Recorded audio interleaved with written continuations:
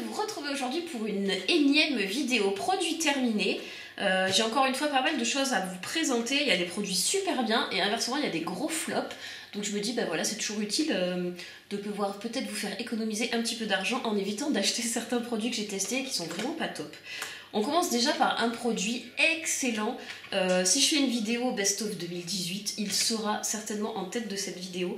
C'est la crème source de jour de Sampar. Alors oui, Sampar c'est une marque plus que de luxe, mais en fait ils avaient, je pense, refait tous les packaging de leur marque l'année dernière chez Sephora et ils avaient soldé toute la gamme de Sampar à 70%.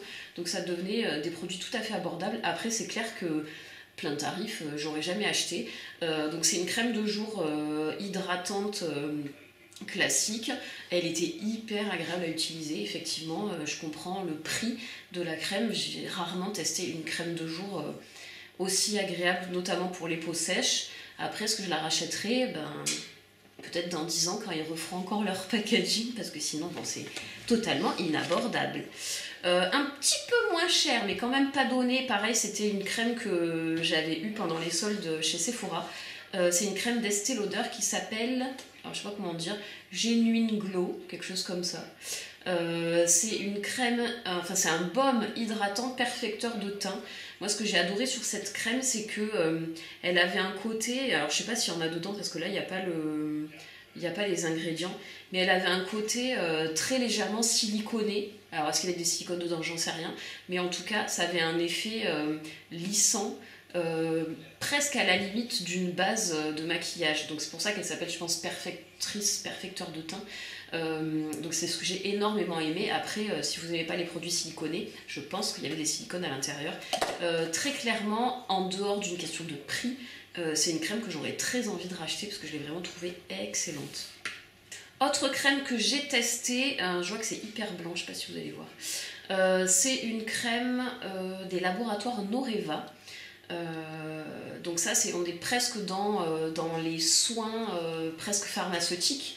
Donc c'est un soin traitant imperfections sévères. Exfolie, corrige, lisse, matifie, apaise, anti-marque résiduelle.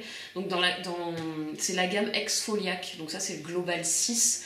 En fait j'ai détesté cette crème parce qu'elle a une odeur absolument affreuse. Mais vraiment affreuse. Au niveau de l'efficacité c'était pas mal, mais c'était beaucoup moins efficace que les soins ciblés pour les petits boutons. Donc je vous la recommanderais pas en tout cas. Sans que ça soit un complet flop. C'est loin d'être extraordinaire en tout cas. On reste avec les soins pour le visage. J'avais testé aussi de la marque Sampar, toujours grâce au solde de chez Sephora. C'est la même gamme que la crème de jour Pure Perfection. C'est la mousse fraîcheur vitale, donc c'est un nettoyant moussant qui était sympa, mais alors là franchement objectivement rien de différent par rapport à plein de mousses nettoyantes de plein d'autres marques, même de marques de supermarché. Donc voilà, ce produit-là, à moins qu'on vous l'offre, il a assez peu d'intérêt par rapport à des choses beaucoup moins chères. On passe au produit pour les cheveux, avec un produit excellentissime. C'est la gamme Leonor Grey. Si vous suivez ma chaîne, je pense que vous avez déjà dû entendre parler de cette marque-là. Donc ça c'est le bain volumateur aux algues, pareil que j'avais acheté chez Sephora. C'est un excellent shampoing si vous avez les cheveux secs notamment, et les cheveux fins, parce que, voilà, cheveux fins et secs c'est les miens. Et donc tous les produits Leonor Grey sont très bien. Celui-là c'est un de mes préférés avec le shampoing à la, je crois que c'est crème de moelle de bambou, qui est excellentissime aussi. Bon là pareil, c'est hyper cher, donc à moins d'avoir 25% chez Sephora, ça revient cher. Par contre si vous avez 25% chez Sephora, sachez que Leonor Grey, ça fait pas partie des marques exclues des promotions, donc on peut acheter ces produits-là à 25% et là ça devient relativement abordable. Ensuite j'ai pas mal de produits de bain. Alors ça j'ai beaucoup aimé. Pas cher en plus, le Petit Marseillais, c'est la douche crème de soin hydratation intense, beurre de karité et amande douce. Je me demande si je vous en ai pas déjà parlé dans les produits terminés, parce que je l'avais racheté, que j'ai trouvé excellent. Si vous avez la peau sèche, c'est une excellente douche crème à petit prix. Donc franchement, je vous le conseille les yeux fermés. Ensuite, vous savez mon amour pour les mousses de douche. Donc encore une fois, j'en ai terminé 3. D'abord un format voyage de la marque Rituals, qui reste quand même au niveau des parfums, mes gammes préférées. Donc ça c'est la Fresh Eucalyptus et Romarin. J'ai adoré, pour l'été notamment, ça a un effet frais, hyper tonifiant, hyper agréable. Celle-là qui est franchement pas trop mal au niveau de la texture de la mousse, c'est hyper épais, c'est sympa. C'est la mousse de douche toute douce et de Mon Savon. Et c'était le parfum pêche et fleurs de tilleul. Le parfum est sympa, rien de... Voilà, on sent que c'est pas un parfum hyper recherché, mais c'est un parfum agréable et bon, c'est sûr que c'est moins cher que les produits Rituals. Ça, j'ai beaucoup aimé, plus que les Mon Savon. C'est les mousses de douche sur gras de Dove.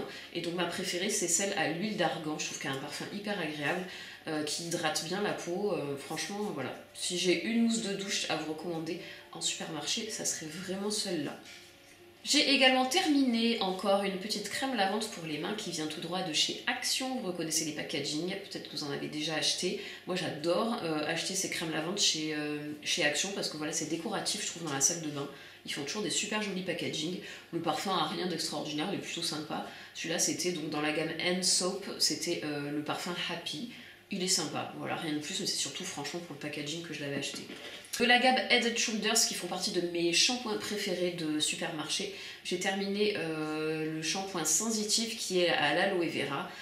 Si comme moi vous avez le cuir chevelu ultra sensible, je trouve que c'est un des meilleurs shampoings de supermarché. Après c'est sûr que si vous avez les cheveux secs, il faut ajouter des masques, des choses comme ça en plus. Mais en tout cas en shampoing, celui-là, il est vraiment très très bien. Et maintenant on va passer à la partie make-up avec déjà 2 produits pour le teint. Cette petite poudre compacte que j'ai depuis, je sais pas, je pense que je l'avais depuis 10 ans au moins. C'est la dernière touche confort, poudre compacte onctueuse soft beige de Gelée Maybelline. Elle était super bien, bon par contre je l'ai presque finie et en plus comme je l'ai fait tomber, il reste quelques petits morceaux mais voilà, tout écrasé, je peux plus l'utiliser. Elle était vraiment très très bien, très très fine, je suis même pas sûre qu'elle existe encore parce que ça fait tellement longtemps que je l'avais. Je pense que depuis ils ont sorti d'autres gammes chez Gelée, mais je vous mettrai les liens évidemment dans la barre d'infos de la vidéo si je retrouve les produits. Ensuite, je n'ai pas terminé, mais je vais me débarrasser du Sephora Minéral fond de teint compact. Il était pas trop mal, mais en même temps, pour les peaux sèches, ça marquait trop, je trouve, les zones de sécheresse. C'était la teinte 25 Medium. La teinte était bien. Et le problème, en plus, c'est que je pense que je l'ai utilisé avec un pinceau qui n'était pas sec. Et ça a aggloméré la matière. Voilà, enfin, il est abîmé et... de toute manière, pour les peaux sèches, c'est vraiment vraiment pas top. Ensuite, j'ai terminé des produits pour les yeux. D'abord des mascaras au format voyage. Le premier, c'est un énième format voyage du Better Than Sex, puisqu'à chaque fois de Too Faced, ils en mettent très souvent dans leur palette, donc j'en ai eu plein d'exemplaires. Je n'aime pas ce mascara, je trouve que pour moi, il a aucun effet particulier. Donc voilà, pour un mascara qui est quand même pas donné, franchement, je ne vois pas l'intérêt de ce mascara. En tout cas, voilà, sur mes cils qui sont courts, très peu recourbés, voilà, c'est pas du tout un mascara pour moi. En revanche, j'aime beaucoup le Roller Lash de Benefit, donc qui encore une fois, a été au format voyage. Moi, c'est tout à fait le type de brosse qui me convient, parce que c'est des brosses qui sont légèrement recourbées. Donc elles sont parfaites pour recourber les cils, comme voilà. Et celles-ci sont en silicone avec des très très très petits picots, donc ça fait pas du tout de paquet. Mascara qui inversement fait très peu de volume, sauf si évidemment vous faites travailler en plusieurs couches, en laissant sécher entre les couches, où là effectivement vous pouvez quand même arriver à acquérir un petit peu de volume. Mais en tout cas, comme mascara recourbant et pour définir les cils sans paquet, il est vraiment très très très bien. Ensuite, j'ai terminé 2 liners noirs, donc ça fait partie des produits vraiment que j'utilise au quotidien, donc j'en ai testé plein, donc j'ai des avis très, très arrêtés sur le type de liner vraiment qui sont très efficaces. Et là c'est très drôle parce qu'il y en a un que j'ai adoré et l'autre que j'ai détesté, donc il y en a un qui je trouve vraiment excellentissime et l'autre vraiment vraiment pas bien. Je vous laisse deviner entre les deux. Nous avons le Kiko Gold Waves Rolling Eyeliner. Et nous avons le Sephora Smart Eyeliner astucieux. Donc à la base, ce sont justement 2 eyeliners astucieux, puisque chez Kiko, alors ils se sont inspirés, je crois qu'il y a des marques de luxe, je me demande si c'est pas Giorgio Armani ou je ne sais plus, qui avait fait ce type d'embout. Je ne sais pas si vous pouvez voir, parce que voilà, c'est vraiment tout petit, mais en fait vous avez une petite roulette au bout du liner qui vous permet donc de tracer votre trait, voilà, sans saccader. Voilà, ça c'est le principe astucieux du liner de chez Kiko. Et chez Sephora, bah, ça se voit tout de suite, l'astuce c'est l'ergonomie du tube qui vous permet vraiment de caler votre main comme ça. Vous avez même un creux là pour placer parfaitement votre index qui va vous permettre de tracer votre trait en ayant une parfaite prise en main du liner, et c'est une pointe feutre très très fine. Voilà. Donc, le suspense est à son comble. Ce liner là, je l'ai détesté. Déjà au niveau de la texture du liner, c'est un liner qui est trop liquide et pas du tout opaque.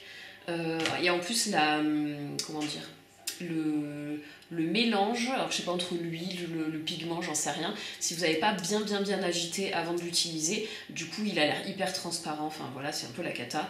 Il n'est pas assez épais pour... on a l'impression presque que ça fait de l'eau sur la paupière, et alors ce système de roulette ça marche pas.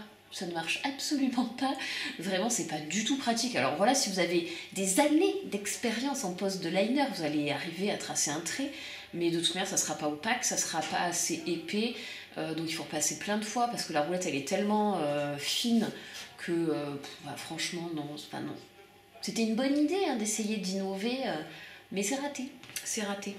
Inversement, ça c'est génial, franchement c'est tout bête, mais la prise en main elle est géniale, je trouve que c'est hyper pratique. Alors si vous avez l'habitude de poser du liner, on n'a pas besoin hein, clairement d'avoir ça, mais moi je trouve que c'est un petit plus qui est fort agréable, et en plus de ça, la mine, si vous aimez les pointes feutres, elle est très très bien. Il y a beaucoup de mines comme ça qui sont trop dures et qui vont faire saccader le trait sur la paupière, ça je déteste, c'est pour ça que généralement je préfère les liners en pinceau, parce que là au moins vous arrivez à faire un trait vraiment régulier. Mais il y a certaines pointes feutres, c'est le cas du tattoo liner et c'est le cas de ce liner de chez Sephora, je trouve qu'ils ont vraiment une mine feutre très agréable à l'utiliser, et en plus en dehors de ça il était vraiment très noir, donc sur ces dernières années ça fait partie d'un des meilleurs liners que j'ai testé. Je sais pas s'il existe encore, j'espère, s'il existe je vous le mettrai dans la barre d'infos, mais en tout cas en rapport qualité-prix, ce produit-là est excellent. Franchement, les produits Sephora, ils sont généralement très bien quand même, hein, je trouve, en rapport qualité-prix. Ça vaut vraiment le coup. Enfin, en tout cas, celui-là, j'ai beaucoup aimé. D'ailleurs, chez Sephora, il y a d'autres gammes avec des liners pinceaux qui sont excellents aussi. Franchement, pour avoir testé plein de marques, je crois que dans les liners, la marque Sephora, franchement, elle doit être dans mon top 3 de toutes les marques que j'ai déjà testées. Donc voilà, j'en ai fini de cette petite vidéo produit terminé. J'espère que je vous aurai dégoté des petites pépites et évité au contraire des achats peu judicieux. Et sur ce, comme d'habitude, écoutez, je vous dis à très très vite.